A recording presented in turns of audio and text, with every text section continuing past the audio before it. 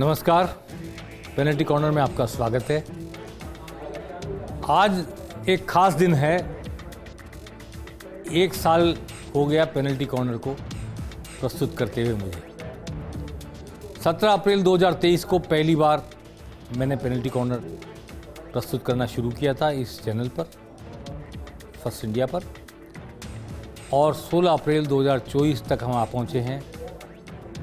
इस 1 साल में लगभग 250 से 250 के बीच एपिसोड मैंने प्रस्तुत किए, राजनीति की समीक्षा करते हुए, पर्दे के आगे पर्दे के पीछे जो कुछ घट रहा है, जहाँ तक संभव था निरपेक्ष भाव से उसे दिखाते हुए। आइए सबसे पहले मैं आपको 1 साल पहले की तरफ ले चलता हूँ।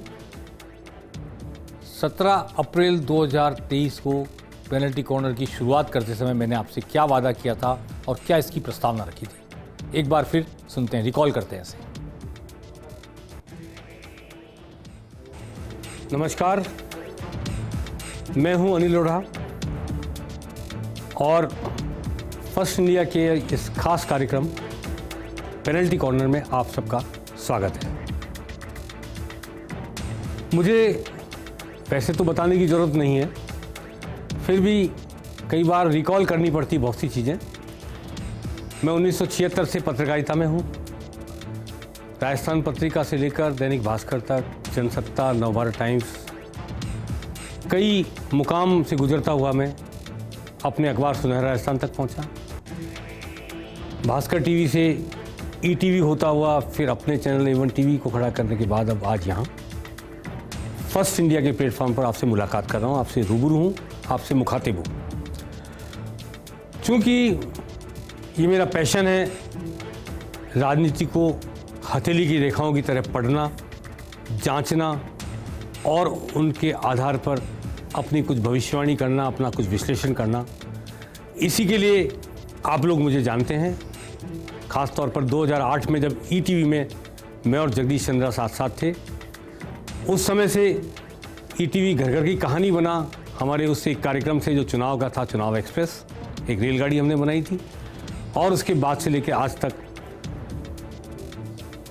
कितनी नावों में कितनी बार ये सवाल मेरे से लोग कर लेते हैं। 10 साल में नवभारत टाइम्स में रहा, 10 साल भास्कर में रहा। तो मैं एक शेर कहना चाहता हूँ, किसी को घर से निकलते ही मिल गई मंजिल और कोई हमारी तरह जिंदगी भर सफ़र में रहा। तो मैं एक यायावर किस्म का पत्रकार, जिसने मीलों सड़कें नापी है, हज़ारों लोगों से मिला है, कितनी घटनाओं से रूबरू हुआ है, अपने ज़िंदगी को, समाज को, सबको खुली किताब की तरह से पढ़ने का आदी। एक बार फिर 2023 में राजस्थान विधानसभा चुनाव को एक और खुली किताब की तरह पढ़ने की कोशिश में आपसे मुखातिब हूँ। और ये कहना चाहता हूँ कि एक शेर मुझे याद आ रहा है, हम तो दरिया हैं, हमें अपना हुनर मालूम है, जिस तरफ भी चल पड़ेंगे रास्ता बन जाएगा। तो आज मैं इस नई दिशा में नई तरफ चल पड़ा हूँ और एक रास्ता बनेगा। नवंबर दिसंबर जब चुनाव होते हैं, नतीजे आते हैं, तब तक मैं आपसे लगातार रोज़ की घटनाओं को लेकर, व्यक्तित्वों को लेकर, राजनेताओं की सोच को, उनके क्रिएशन को, उनके एक्ट को लेकर, पक्ष में, प्रतिपक्ष में, घात में, प्रतिघात में क्या क्या घट रहा है पर्दे के आगे और पर्दे के पीछे, सबको आपके सामने लाने की कोशिश करूंगा। और आपको विश्वास दिलाता हूं कि 2008 में जिस तरह सरस्वती ने मेरी जिह्वा पर बैठकर सब कुछ वो बताया था जो बाद में घटित हुआ, मैं पूरी कोशिश करूंगा कि ईमानदारी से उसी माँ सरस्वती को आहूत करूं और उसी सत्यनिष्ठा के साथ आपके समक्ष समीक्षा प्रस्तुत करूं, जानकारियां प्रस्तुत करूं और नीरशी विवेक से आपके सामने तर्क रखूं। अब 1 साल हो गया, विधानसभा चुनाव निकल गए। आपने बहुत कुछ सुना, मैंने बहुत कुछ कहा। जो प्रस्तावना मैंने रखी, जो वादा मैंने आपसे किया, कितना निभा पाया, कितना उस दिशा में खरा उतरा, ये आपको तय करना है। अलबत्ता इतना ज़रूर है कि भरपूर समर्थन मिला है दर्शकों का मुझे। जहाँ जाता हूँ, जिस कोने में भी, वहाँ लोग बार बार चर्चा करते हैं, अनजान लोग मिलते हैं और पेनल्टी कॉर्नर की चर्चा करते हैं, पेनल्टी कॉर्नर की कई बातें याद दिलाते हैं कि आपने ये कहा था, आपने वो कहा था। मैं उन सब लोगों का शुक्रिया अदा करता हूँ। और आज इस मौके पर चैनल हेड जगदीश चंद्रा ने मुझे बधाई भी दी और कार्यक्रम की निरंतरता के लिए एक प्रस्तावना भी रखी। आइए इसे भी देख लेते हैं।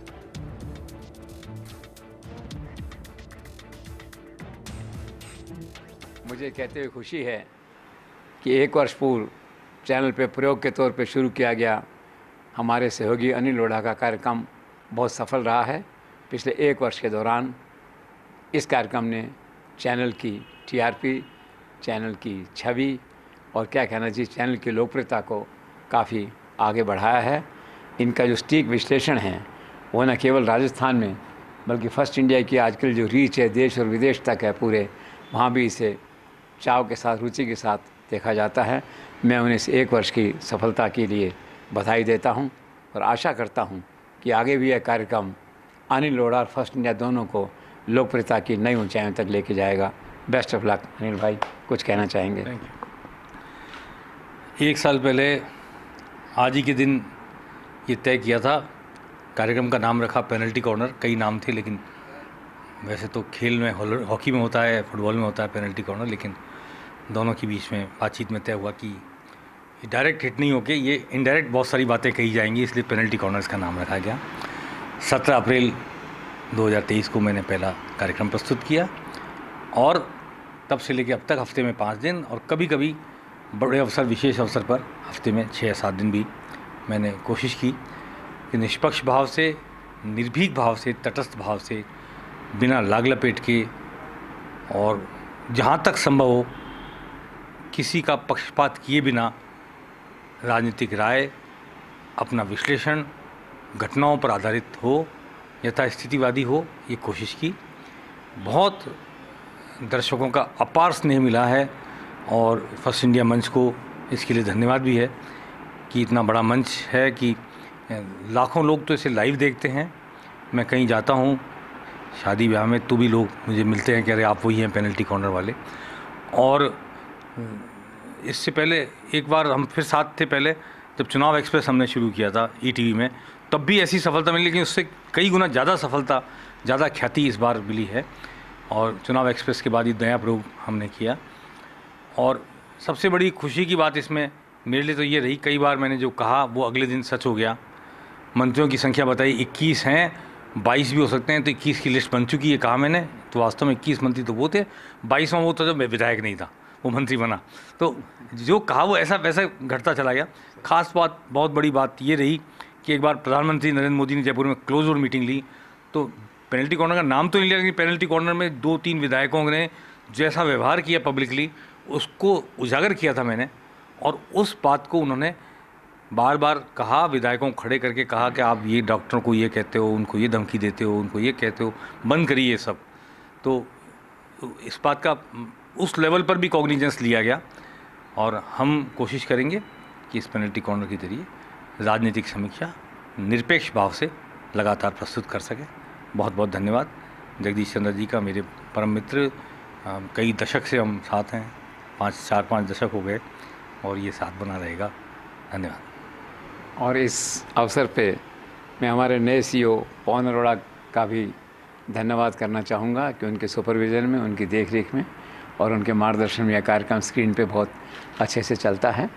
वो खुद एक विजनरी व्यक्ति हैं और मुझे आशा है कि अनिल जी और पवन अरोड़ा जी आपस में चर्चा करके इस कार्यक्रम को और अच्छा और अधिक लोकप्रिय और ज़्यादा विजनरी बनाने की दिशा में आगे बढ़ेंगे। मेरी तरफ से एक बार फिर से शुभकामनाएं। चलिए, ये 1 साल के सफ़र की हमने आपसे बहुत संक्षिप्त में बात की। इसमें ख़ास बात ये भी है कि YouTube पर, Facebook पर कई एपिसोड ऐसे जिनके 1.5 लाख, 2 लाख लोगों ने उनको देखा, उनकी व्यूअरशिप मिली, बहुत लोगों ने इसको सराहा। उन सब का भी मैं शुक्रिया अदा करना चाहता हूँ।